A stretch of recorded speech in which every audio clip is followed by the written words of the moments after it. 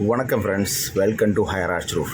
நீங்கள் இப்போ பார்த்துட்டு இருக்கிற சைட்டு வந்து நம்ம ஒட்டஞ்சித்திரத்தில் பண்ண சைட்டு தான் இது. இது எப்படி பண்ணியிருக்கோம் அப்படின்னா, நமக்கு கீழே பூவோடும் மேலே செராமிக் ஓடும்.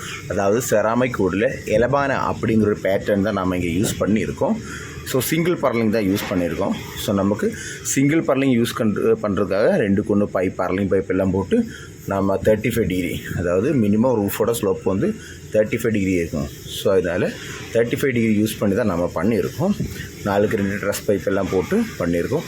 அதே மாதிரி கிளைண்டோட ரிக்வயர்மெண்ட்ஸ் படி நம்ம சின்னதாக கீழே வந்து ஒரு ஜஸ்ட் ஒரு ரெக்டாங்கிள் ஷேப்பில் ஒரு சீலிங்க்கு செப்பரேட்டாக வச்சு போட்டிருக்கோம். ஸோ அவங்களுக்கு லைட்டு அந்த மாதிரி எல்லாம் போடுறதுக்காக நம்ம அப்படியும் பண்ணியிருக்கோம். ஸோ நம்ம இங்கே யூஸ் பண்ணிக்கிற பூவோடு என்ன டிசைன்னா முல்லைமுட்டு அப்படிங்கிற ஒரு டிசைனில் தான் நம்ம செலக்ட் பண்ணியிருக்கோம். அதே மாதிரி மேலே யூஸ் பண்ணிக்கிற செராமிக்கோடு வந்து ஆன்டிக் ரெட் அந்த டிசைனில் தான் நம்ம செலக்ட் பண்ணியிருக்கோம். ஸோ நீங்கள் பார்த்தால ஓவரால் நல்ல லுக்காக இருக்கும். ஸோ ஆன்டிக் ரெட் கலரை பொறுத்து எப்படின்னா, நம்ம வெயில் அடிக்க ரொம்ப டார்க்காக எடுத்து தெரியும். ஸோ அது லுக் வைஸும் ரொம்ப நல்லாயிருக்கும். நம்ம நிறைய இடத்துல பண்ணியிருக்கோம். ஸோ எல்லா கிளைண்ட்டுக்குமே அது பிடிச்சிருக்கு. அந்த கலர் ரொம்ப பிடிச்சிருக்கு.